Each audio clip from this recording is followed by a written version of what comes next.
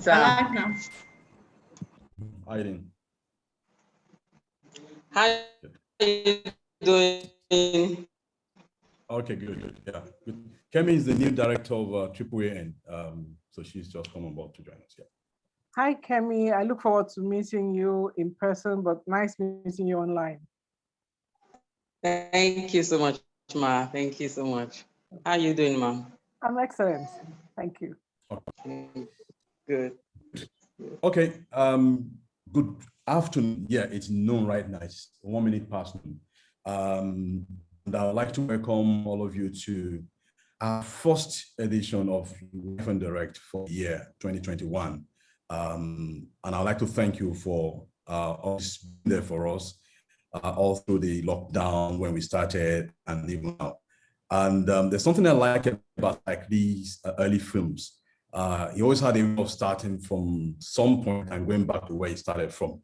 And this is almost looking like a Spike Lee joint of sorts now, because I remember when we started, we started with my guest for today, Mrs. Julia Oku-Jacks, and she was the first person to grace this LAIF Direct platform. And we're starting this year again, and we have her on board, and it's such a great pleasure for me to welcome you to LAIF Direct 2021. Thank you, Lanre. It's a pleasure for me to be here. Yes, for so many reasons. Thank you. For so many reasons. Yeah.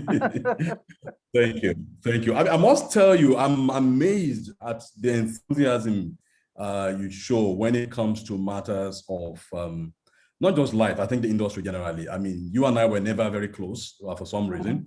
But the time we started interacting, anything to do with, when you offer to come back and judge LAIF Awards, for instance, I mean, that is commendable, and you did a good job of that. So, I mean, I must say I respect you for all that you in that regard.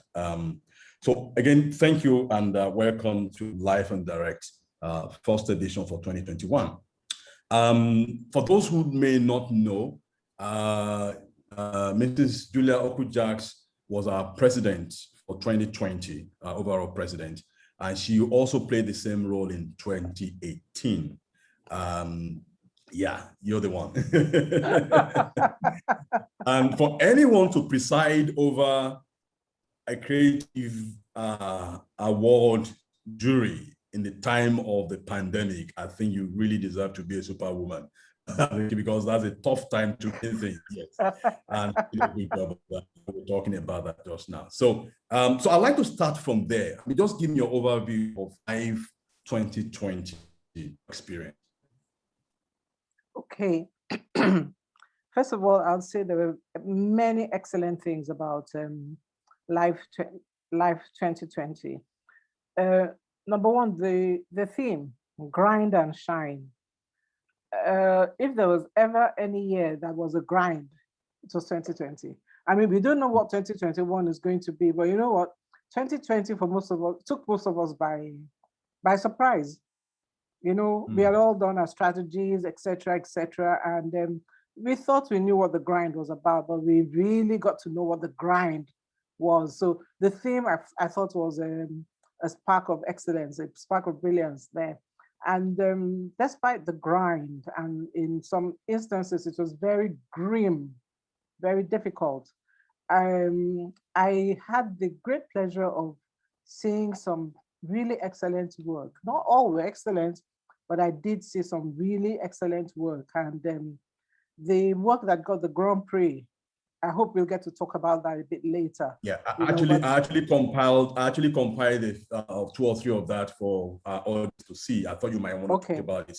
So it's good to just carry on. We'll talk about that later. Yeah. The one that got the Grand Prix, really, you know, I'm that kind of person that I'm not jaded, but things don't really catch me by surprise. I can possibly think 3, 4 steps ahead, but that one caught me by surprise.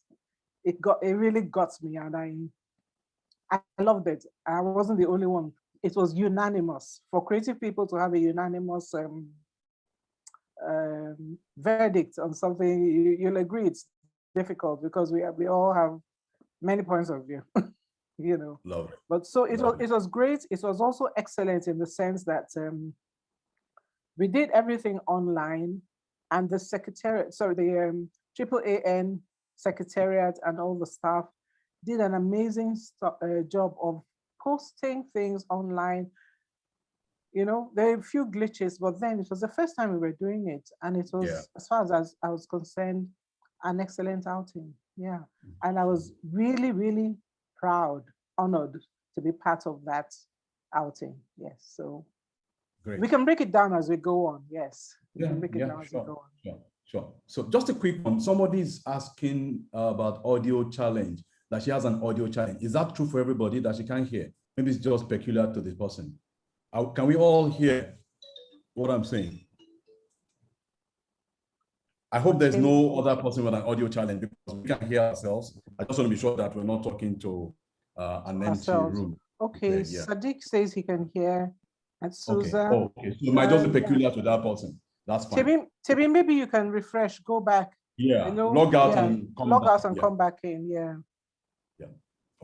Okay, lovely. Thank you very much. So tell me the difference between your experience in 2018 and 2020. Oh, number one, I didn't have to leave my house. Or you didn't have to leave and come down to Lagos. I mean, fly down to Lagos. I didn't have to come down to Lagos. And then, so there was that. I mean, that was fantastic, because that means that we can now act like everybody else. This can really go global as we want to. Our jurors can come from anywhere, you know. It just opens up the opportunities for us. The other thing I saw really was I think, especially with the out-of-home media for me was the star for last year. Out-of-home media, basically, you know, it was the star. It's not usually the star, because frequently creatives kind of tag it along. And I think another one that was a co-star was radio. You know, creatives kind of tag things along, but those two, to me, they came fighting back, and they fought hard. You know, they fought very hard. You know, and those are things that stood out. And then the fact that we had people who were extremely dedicated across time zones as jurors, who would lose their sleep to sit up, and we had different subcategories, etc. You know, but everybody did their work. So when we all got together in the main jury pool, people had opinions, and people had strong opinions, you know, which meant that they had actually gone through the work, and the work was a lot. There were a lot of entries. I don't know how it compares to the year before. But we actually had more. We had more last year than, surprisingly, even to us. We had more last year than the previous year, despite the lockdown. I mean, that was a big surprise. Because that's the sense I got. I was there in person in Lagos in 2018, but we didn't have the variety, the sheer numbers and the variety that we got last year. Yes, so yeah. That's really good. It's really encouraging. And I mean, I can tell people the portal is here to stay. The other point to make about the portal is that it's a child of necessity. Prior to that, there was nothing like that, you know, as part of our assets. And we were forced by the lockdown to devise our own way of doing this. And we had a Nigerian company made up of young people who put this together in record time, and they were able to serve our purpose. And we'll keep that going, and we're moving on it even going forward as well. So it will be with us. And like you rightly said, it gives us the chance to actually access, you know, resources from anywhere in the world. I mean, one of the jurors was judging from Canada. We had other people from other parts of the world. So it makes it easier for us if we want to get anybody to participate and do whatever it is going forward as well. So we will definitely keep that going. Now, in terms of being the year of the pandemic and all that, was there any direct or indirect influence on the work that you were seeing in terms of the entries? Did the year have any impact on the quality of work or the nature of work that you saw? No, not on the quality, definitely not on the quality. I believe the quality was of an extremely high standard. I believe so. Yeah, I wouldn't say. Okay.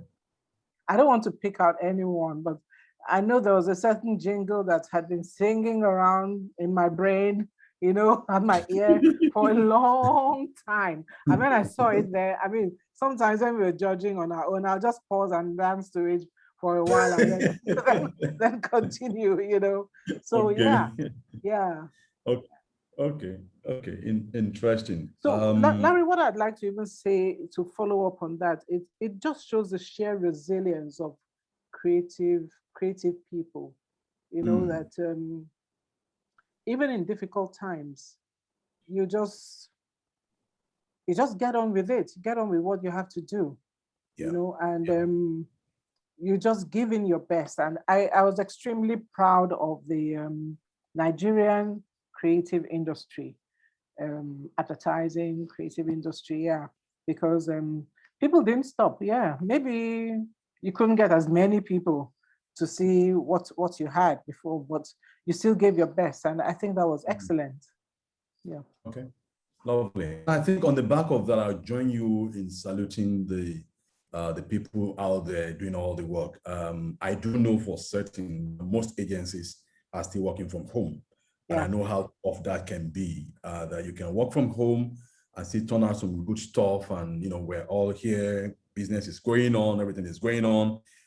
It's a new life for us, I know, but it also has its own challenges. And for you to keep it going, I think, yes, definitely, everybody out there deserves, the commendations that you're passing on to them. And I'll join you in that regard as well. And I'm hoping that come 2021, LAIF will also see the outcome of all that sweat, in the sport that we're going to be seeing. So, and I think you've spoken to some of the things I was going to talk about and how we rise into the occasion, despite the challenges of COVID-19 and all the things that way. Yeah, life is a little easier now than last year, but we still have things around us. And I think you've spoken to that resilience more than, unless you want to just add a few more things to the fact that we're able to rise up to the occasion concerning where we are. Apart from the resilience, I believe we've been able to dig deep inside us, and life is going to call for us all to dig a lot deeper now and much more with creativity, because you see, there are people like me who are happily jobless, and we are going to spend our time on this thing, and we are going to see adverts from all over the world. Yeah. We're going to see adverts for all over the world. So we're going to be harder critics, tougher critics. We're going to probably go hard and stronger on ourselves and say, what else can we do? And one thing I'd like to, I mean, since we talked about having this conversation, I've been thinking about it, how to really make digital, not just a platform, but use it as an art form, because that is something that is very important. You can't just slap something on a digital platform and say, that's your digital media. There's some I have seen, I mean, recently, there's one that is, I saw it on on Twitter, and then I think it's gone kind of viral, it has some religious connotations. We just finished one global religious season. We just ended one, and there was a series of tweets. I don't know where it originated from, but I tell you, it's one of the smartest, I don't know if I can call it advertising, but let me call it communication I've seen, because it wasn't selling anything apart from talking about Easter. I don't know if you've seen it. If you haven't seen it, I'll send it to you. I'll send it to you. Okay. But it doesn't have anything to do with it. Does it have anything to do with a crucifix somewhere? No. Okay. This was just like people sending tweets to each other, and even the names that they were giving themselves and the hashtags and stuff. It was just amazing. It was just amazing. I like, my goodness, there's competition. If an ad agency can come up with this, there is competition. Absolutely. And you've touched on something very important, user-generated content. And even beyond that is the rise of the influencer. Our clients today are not just sticking to agencies, but they are also commissioning comedians and all sorts of influencers to come up with ads for them. It may not be direct hitting commercial stuff that we do, but ads content that will promote their brands, whether it's on strategy or not, a different debate entirely. But that's where the money is going. I mean, what do you have to say about that? Is it a threat to the industry, or is there a way we can embrace that and make anything meaningful out of it? I think we have to embrace it. I think the industry has to embrace it, because whether we like it or not, the fragmentization is here. It's here. Yeah, apart from the user-generated content, there's any number. See, there's also this generational issue. If my daughter were to become, and I hope she will become, a CEO one day of whatever she wants to do, you know, she's not likely to come to you. You understand? She's likely to talk to her peers. Oh, sure. Who can sit with her in front of one gadget, you know, or device and come up with something, and they like it. And I think agencies have to look, initially for me, it's like, oh my goodness, there's a threat. But wherever there's a threat, there's an opportunity. How do they do it? Yeah. How do they do it? Because these people are living well. The ones that are doing it very well. Absolutely. So what can we learn? Do we have to rethink this whole bricks and mortar, having a big, how do I call it? A big location in a fancy place? Yes, edifice, you know? Or do we now look at how we can take their nimbleness, and then the fact that they're so quick on the draw. Yeah. They are actually iconoclastic. And if you think, I think we're circling back to the time when the Sachis and all those people came into the industry and blew it out of the water. You understand? And they would do, I think there was the ad that was the pregnant man. There was the out-of-home media. Where there was, would you be more careful if it was that was pregnant? Yeah, that was the line. Yes. Yeah. Yes. You know, and people, they just broke the boundaries of what was common and stayed. And I believe in this age of disruption, we will have to learn something. It is scary, but then we will have to learn something from them, because eventually that ad budget is going to be divided, even if they still give us some. The traditional agencies, but maybe it's time, as difficult as it says. And when I say we, I'm still involved.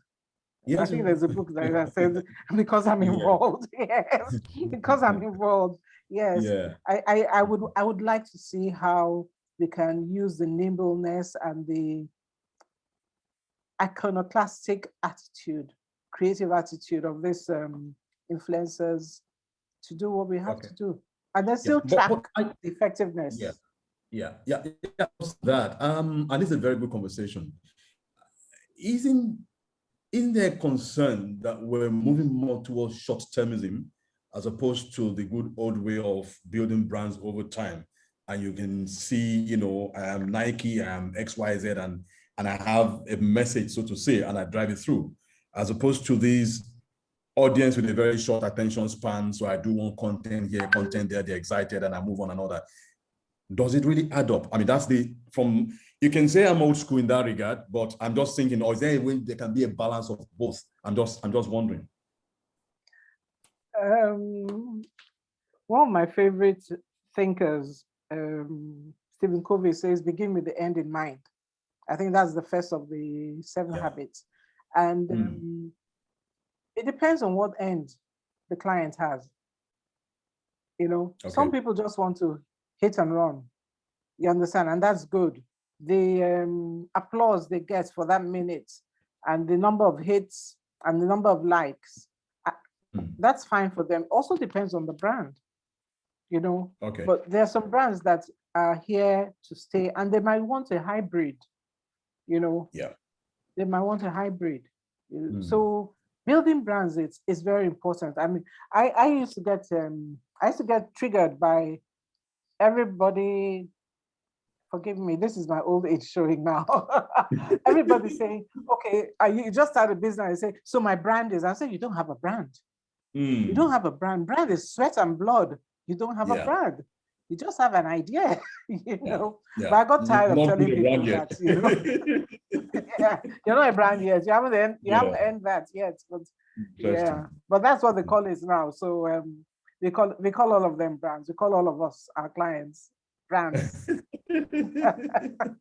Interesting. That's really good. Secretary, can I share anything? I would like to share very soon. I'd like for us to talk about the Grand Prix, which you mentioned at the beginning. Can I share? Can you just confirm if I can share? Fola?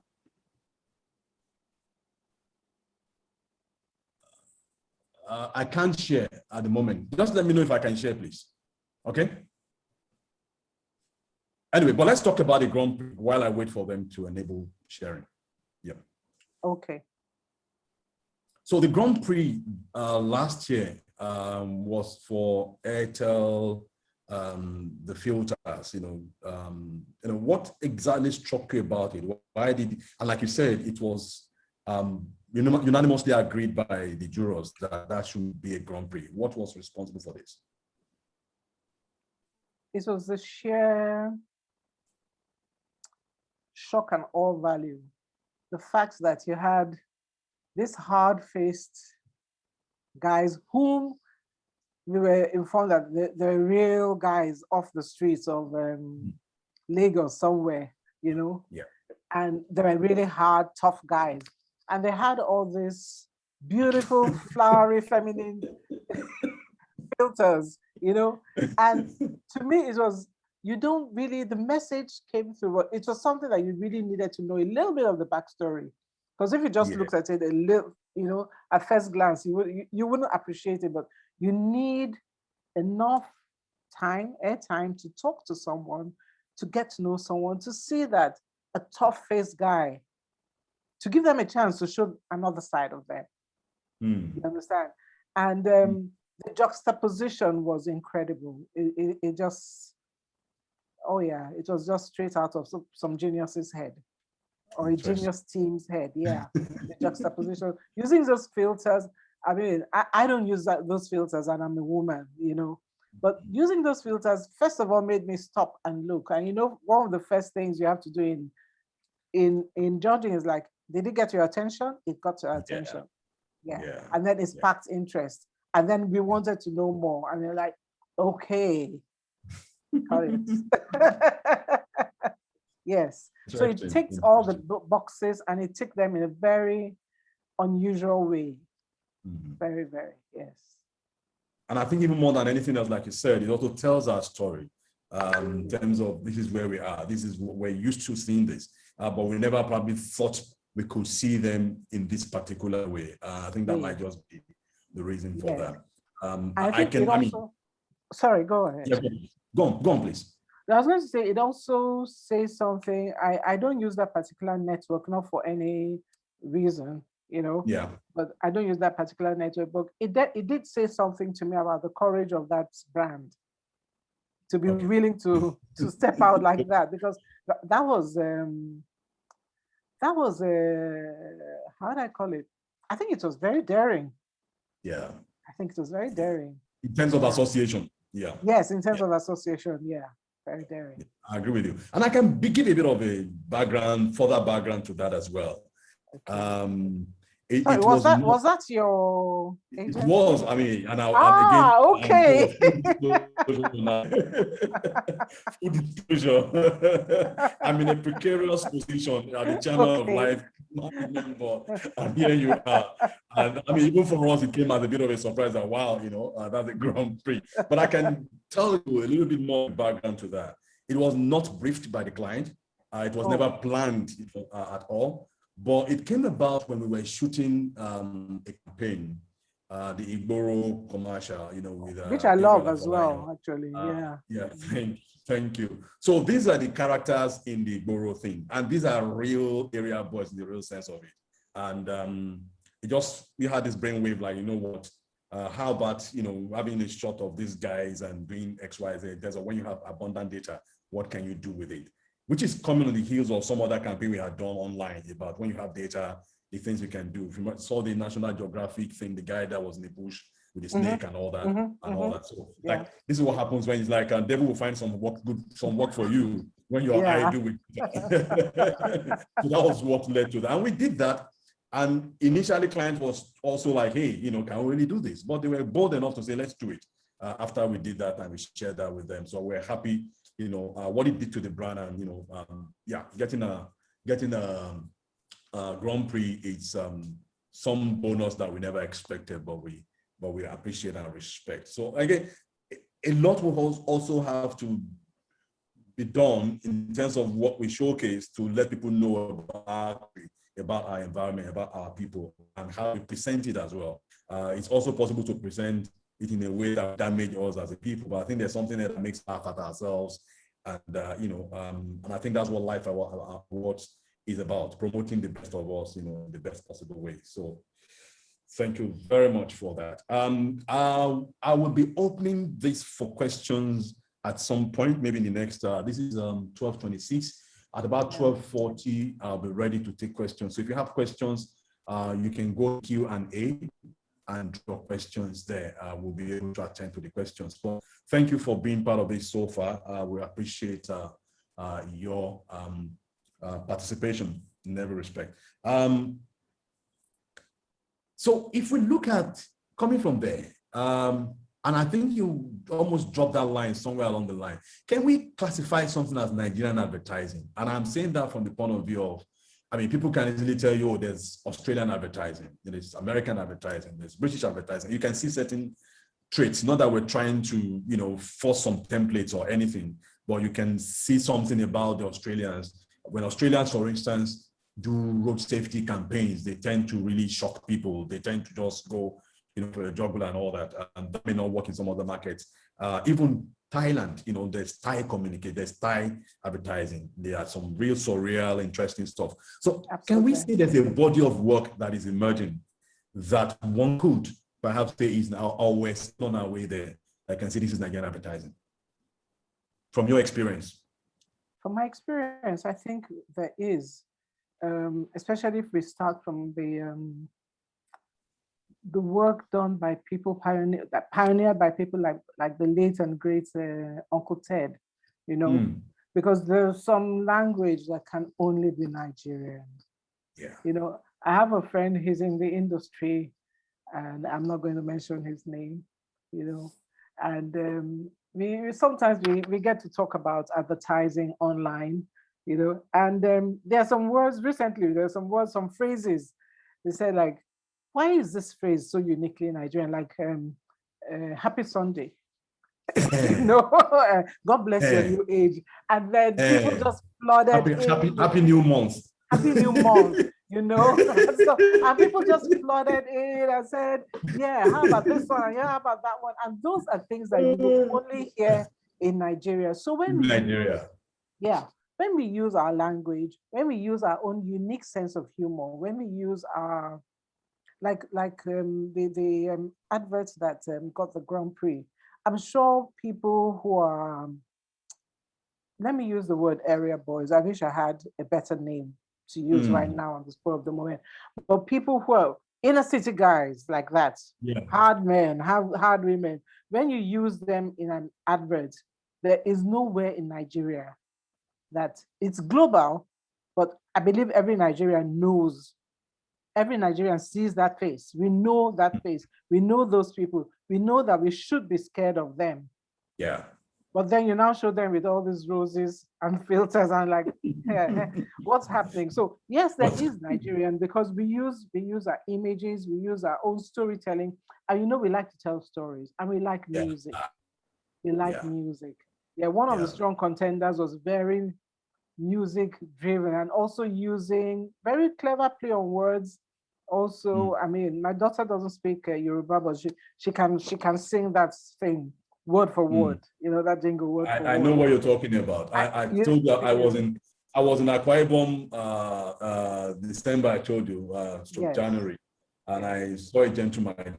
I said, and I was surprised. Oh, my son loves so. I was like, this part of the country, you don't. I mean, there are smart things of Yoruba here and there, and you still. So that says a whole lot about communication generally, that you can still get it. And yes. So there is that, There's you can't take, and then there's that sheer audaciousness. That character Igboro could be, it could be any one of us. You understand? Yeah. And when he gets tame, you look at him and say, what does he have up his sleeve? You know, because you know that guy. You know, that is a Nigerian guy. You know, he finds a way out of anything. Interesting. Yeah. Okay. So I mentioned something before we started. It's something after my heart. And one of the things I set out for myself was to find and groom, female art directors in particular. There are not too many of them. The creative department is too masculine, and even worse when it comes to art. Further worse when it comes to leadership. We don't have a good enough representation of women at the top when it comes to the creative department in our industry. It's a global phenomenon, but even worse in Nigeria. In your time, I know that, yes, there were people who were holding, certain positions in that regard, women. As a matter of fact, I mean, people don't know, but I don't intend to make you feel too old. But people should know that when I started I'm old. When I started in 1990 as a trainee copywriter, you were co-founder of an agency. And I remember there was only one person before then that was in that position, Mrs. Bola Thomas of LTC. But even after that, we did have people here and there, but not anymore. I mean, I don't understand what could be responsible for this. Are we as an industry not encouraging the women, or the women, don't think we are good enough to stay with us? Because women still rise up in banking and other industries, and it's tough in those industries as well. So what could be responsible?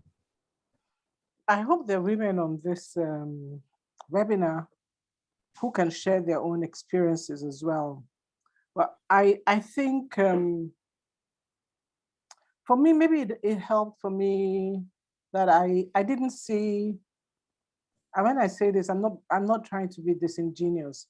I didn't see male or female. I just saw that. You see, I'm a Calabar girl. I came from Calabar. And when you come from Calabar, you don't come from Calabar to go to Lagos and blend in. That wasn't my desire at all.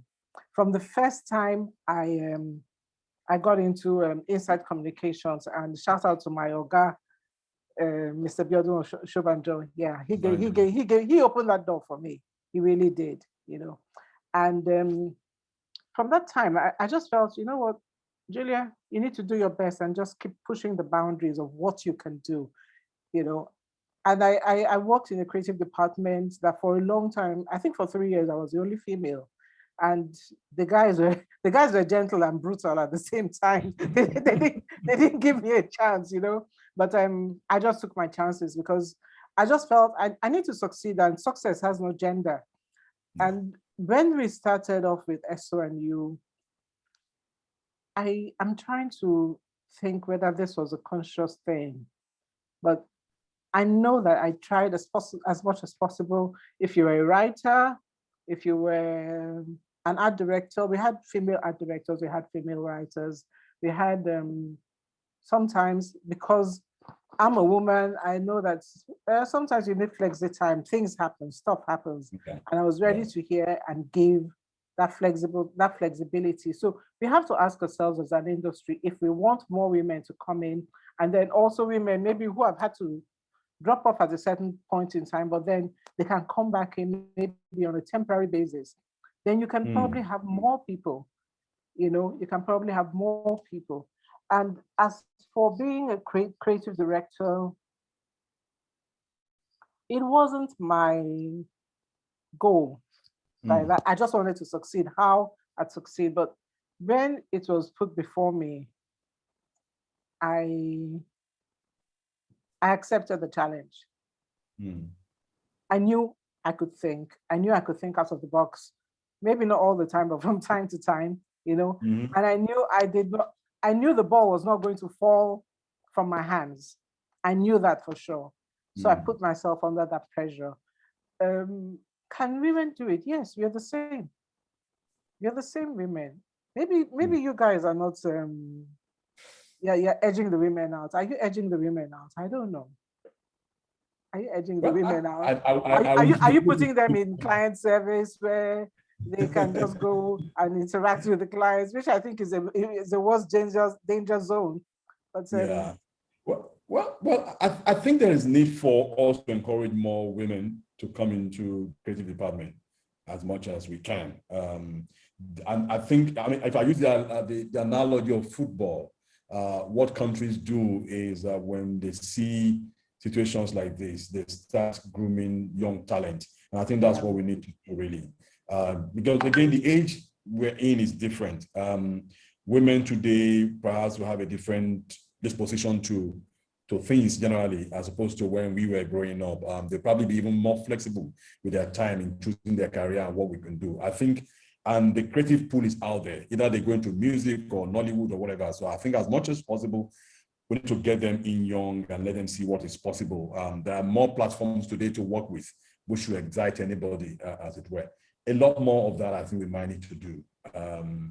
Fortunately, the academy is coming on now. At least we've done 1 or 2 trainings now. So maybe that might be a drive to say, how do we attract young people, male, female, but make sure we have a balance. So it's not just tilted in one direction so that we have good representation.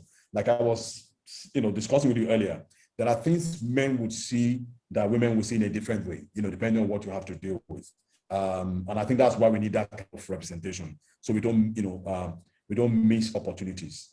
I cited the example of the cosmetic line, Maybe line, and it took a woman, a female copywriter, to come up with that line about maybe she has this or maybe she doesn't wear it, to the point that now became the line of the entire category, maybe of the brand, Maybe line. So those are the things I worry for, in terms of representation. Absolutely. There's going to be a whole lot of stuff that, how do I call it? We're going to miss out. Advertising as a whole is going to miss out on that female perspective, what women can bring that is uniquely them, just as men would bring what is uniquely theirs.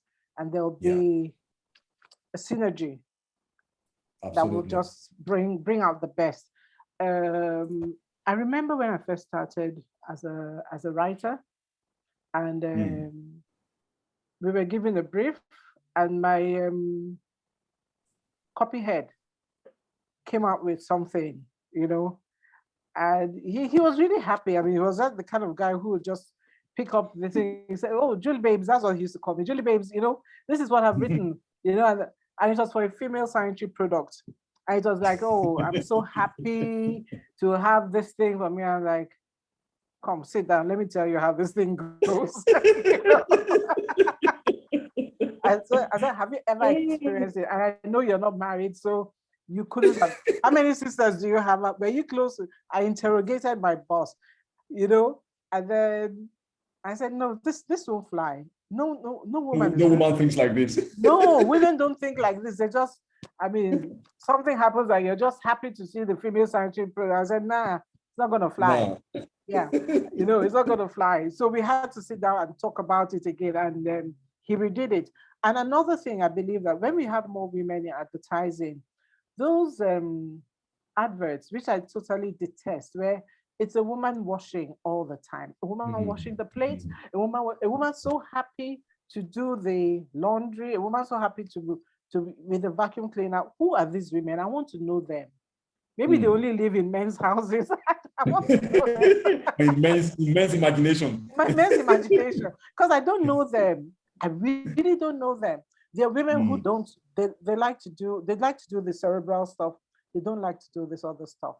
Yeah. But then I can see sometimes people. There was one for a seasoning cube. I think it was about 2 or 3 years ago, and it was like this woman could be a boss at work, and then because of the seasoning cube, she could be a boss at home. I'm like, "Oh, girl, please." Please, it's not gonna happen. I get the point. You're just gonna burn out. So if there's gonna be truth in advertising, and there's gonna be other perspectives, and if the what we call traditional agencies now are going to remain relevant, we have to say the things that those what do you call them, user-generated content and stuff like that, those kind of audacious things that they would say that would get so many likes and get them to be influencers, etc. We need to be able to say those, and how would we say that when you're just looking at it? Larry, you can only look at things from your lens. And Yeah. maybe with a lot of empathy, you can imagine what somebody else's perspective. But the person who's wearing those shoes can tell you, yeah, these shoes, don't make them this way again. You know, this is how they make me feel. Yeah. Yeah. And you're absolutely right. There was a campaign done in India 3 years, 4 years ago for Ariel, which was about sharing the laundry. It was about an old man. I saw that. Yeah. To the daughter to say, "This is what I did with your mom," but it doesn't have to be like that. And it was actually, attacking taboos over time. That was the woman's role to do this, and the man's role to do that. And I think it's when we do stuff like that that we can actually get people's attention, whether it is coming from the user-generated people but preferably so even from so-called traditional agencies, that we can tap into people's concerns and things they don't express. And you're absolutely right.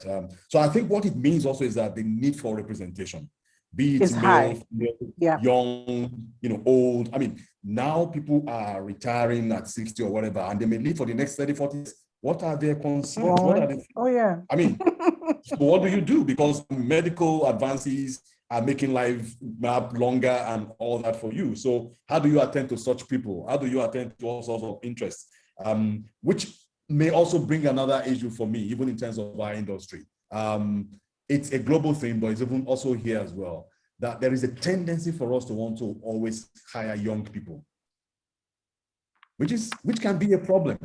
There are people who have been in the industry for 20, 30 years who have something to offer, but if they apply to any of the agencies today, may not likely just get a job immediately, depending on what they're applying for. So ageism is also a problem, really. It's not just about the male and female. I mean, like I was on some course sometime, and I say it's actually in our interest to have a balance. As you have these, people in their 20s and early 30s, it's also good to have a balance of some people who are, perhaps in their 50s as well. Because, I mean, they're still active, they've seen the world, and they can bring a different perspective to what we do as an industry. And the more of us who stay alive longer, we are going to still we still have some spending power, because you know what, we got wise onto how to keep our cash, Yeah. Yeah. And the other part of it, to add to the isms, is the fact that we need to look at the shared diversity, the ethnic diversity in Nigeria. The ethnic diversity. How do you write something for someone who's from the north and you probably haven't even been there? Also, all you do, if it's an advert, you just change. If it's a television advert or something for cinema, you just change what they wear. But how about their worldview? How about the way they see? How do they tell jokes? Is it the same thing in across generation boundaries or bands? There must be the same certain similarities, but we need to see, because what makes us uniquely Nigerian has within it, embedded within it, those colorations. If you're a geologist, you'll see like, okay, this is this stratum, this is stratum, this is that stratum. There are those colorations that make things. So you have to, I'm not saying an agency has to have everybody, but we have to have that mindset, because that is the mindset of disruption. But more than ever, I saw a quick question, I just quickly picked, and I saw a question on digital things, but I think for me, it's going to be, as we think through, that's the greatest disruption we have to think about. The fact that having this digital world, this knowledge economy, how are we going to blend it, use it for the creative economy in the traditional universe, miniverse. It's a miniverse now, because those other people are, they're blasting. But I'll show you that other one. I'll send it to you. I'll send it to you. Lovely.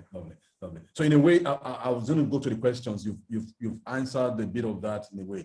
There's one about the phasing out of third-party cookies and all that, which is so as an advertiser, it might be difficult for you to actually track who you're talking to and whatever. It's going to be a big challenge because again, the digital world is growing, and may also, if you look at what's been going on with Facebook and the rest of them, they may also grow out of hand. You know, it's a whole country universe on its own. And people are concerned about, you know, how much power you give and what they get and all that. So advertisers, of course, want to know who they're targeting and what they're getting in return. Added to that also will be issues about transparency, ads being placed, to using bots and stuff as opposed to human beings. So there's a whole lot that will happen. So I think people will have to find a way of dealing with, coping with this new regulation of sort that they come into the digital space. I want to ask the other question somebody is asking here, and you did mention a bit of that just now. So how do we decentralize Nigerian advertising? There's too much focus on Lagos for a country this diverse. If you remember, that was a question that I posited that to you when we spoke last year. Yeah. And yes, I did mention it. And you know the sad truth, but it's the truth. Lagos is the hub. Yeah. Lagos is the hub. Yeah, Lagos is the hub, but Lagos is talking to Nigeria. So are we doing enough as advertising entrepreneurs, so to say, to have people? I don't know many of us, on board. Maybe you need to get people on board, not as full-time staff. And you see that whole idea of staff, etc., has to change. The whole HR. I was speaking to some people this year, and I said, you can't do things traditional HR anymore, because you might have some great people who don't want to wake up and come to work at 7 o'clock. I agree. Yeah. So you could also have the opportunity of engaging people for a short time from different parts of the country. You understand?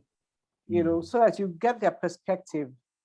But then there'll have to be a place like the academy where people are tutored, because many of us were tutored on the job. We were trained on the job.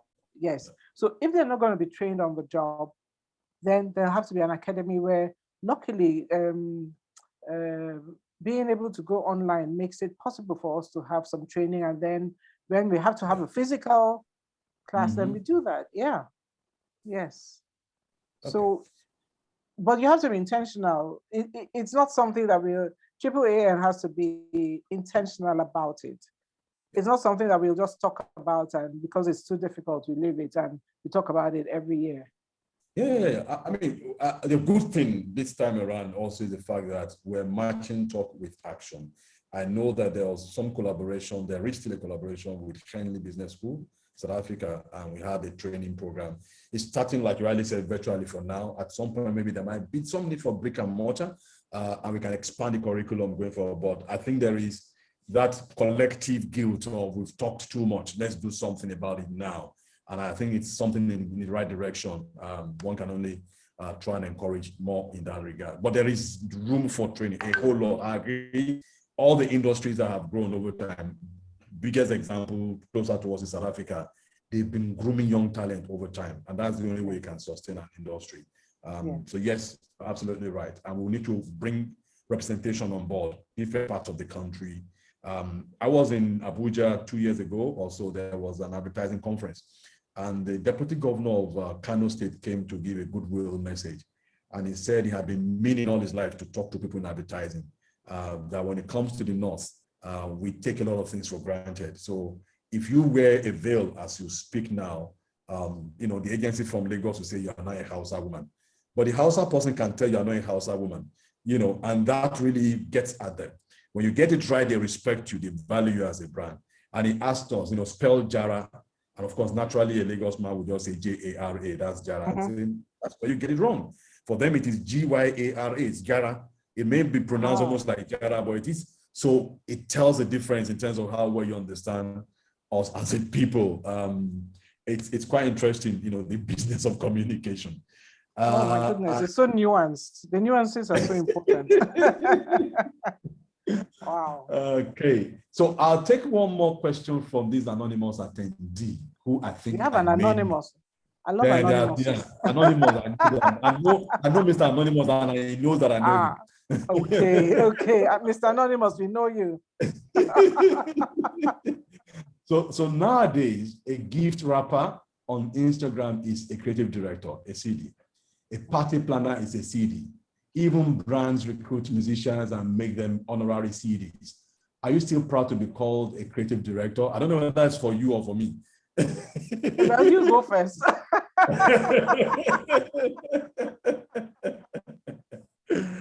Oh my God. Yeah, well, it's a phenomenon of sorts. And sometimes I don't know the intention. Sometimes since these things are done for, especially when it comes to brands now, saying XY person is a CD, it doesn't mean that that brand doesn't retain an agency with CDs and ECDs somewhere. But they probably need that person because, yes, in his or her right, that person is also creative talent. And they would like the person to do more than just grace the pages of their ads or their TV commercials, as the case may be. That can you also bring some of your creative talent to what we do? And I think as a way of honoring them, they call them creative director of sorts. I mean, that's my understanding of it. But a creative director's job is a very serious job. A creative director is not just a creative director for being creative. You know, you are leading people. And you need to ensure that you inspire them and bring out the best in them.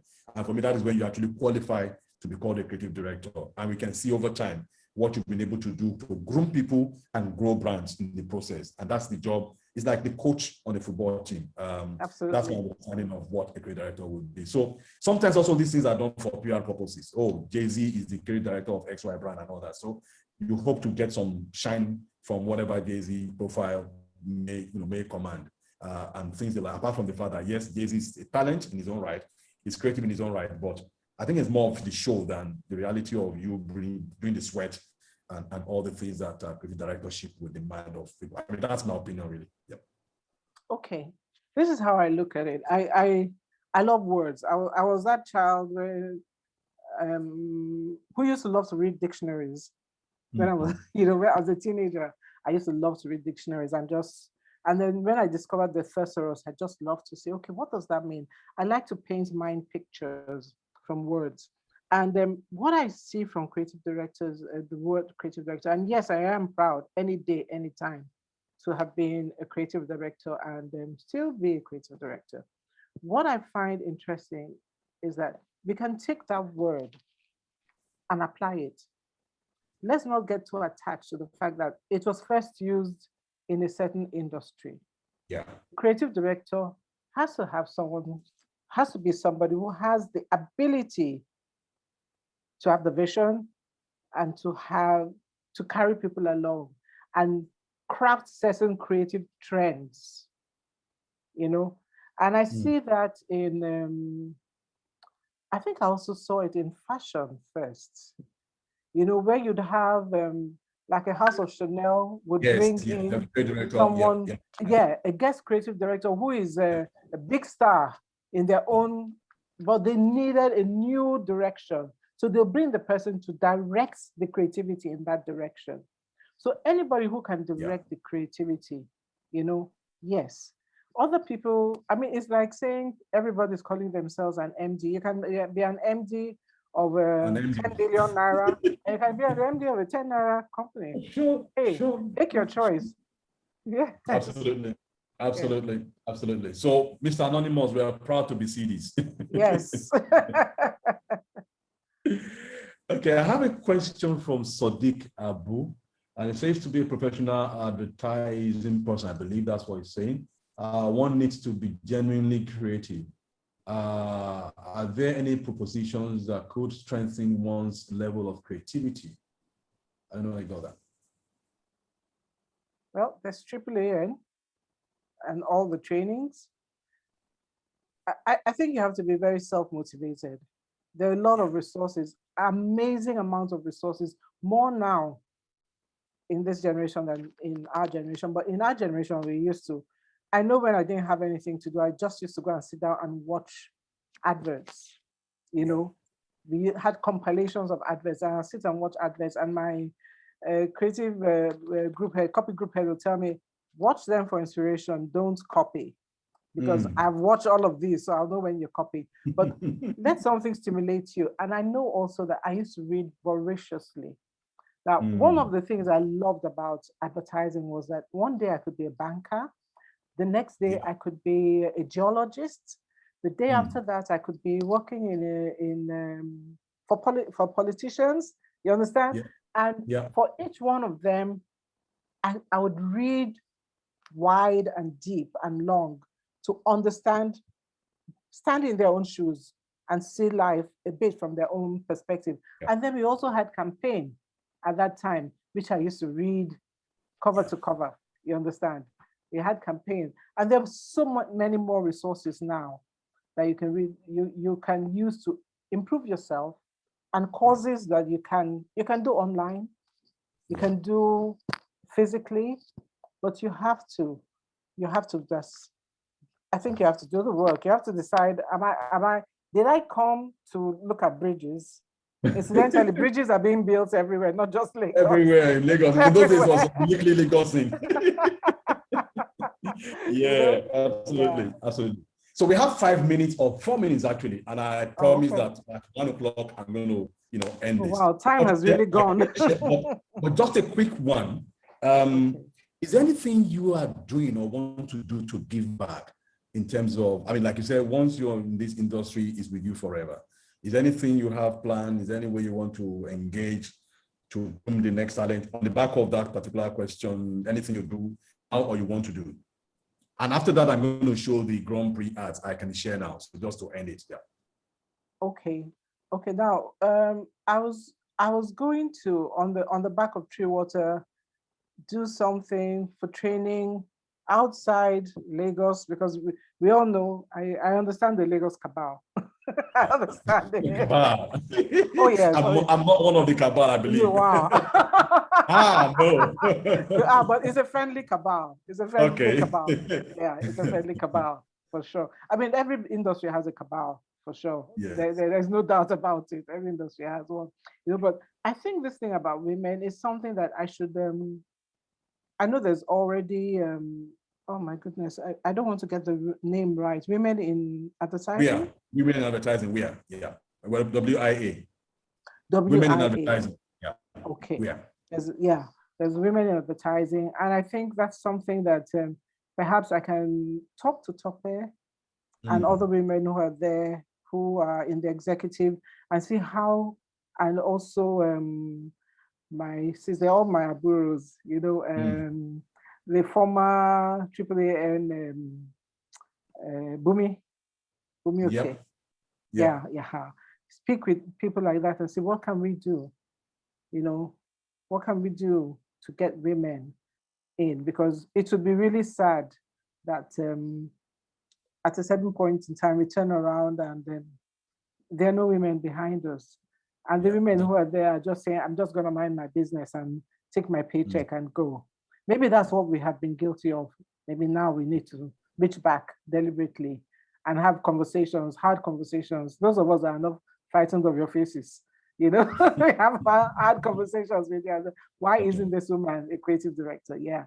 So that is something I promise I will have that conversation. Yes. Lovely. Thank you so much. I'm going to just show the Grand Prix materials, and I think that would be a very sweet way to end this session. Our first for the year, but this has been I hope you can see me now. Okay, yeah, I can see. So that's let me just, lovely, cool, yes. So that's one of them. I have 3 of them. These are hardcore ICT people, like you said, but otherwise known as area boys or area father, as a case may be. Rugged. Rugged. So that's rugged guy. Exactly. Oh my goodness. So this one got me. The eyes got me. The eyes and the towel around, and then juxtaposed with those flowers. Yeah. And there's another one. You see, the copy. Let me just point out the copy that sometimes you don't have to write too much. There are some sides to you that only more data can bring out. That's all. That is it. Wow. No over talking, no overthinking. That's it. And this guy has stars all the talking in the world. Thank you so much. It's been wonderful having you. And I do hope that next time I come calling, you will always be ready to have us on board. Thank you so much. It's been wonderful. I wish we could go on, but I know you have to knock by one.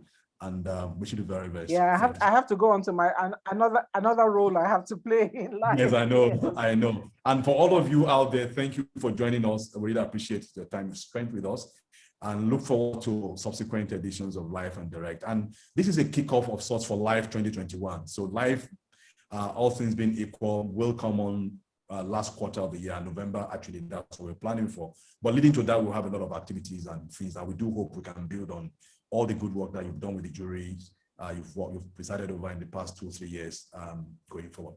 Thank you once again. Enjoy your weekend. Fantastic. Thank you, Larry. Have a great weekend. Thank you, everyone. Bye, everybody. Bye. Bye.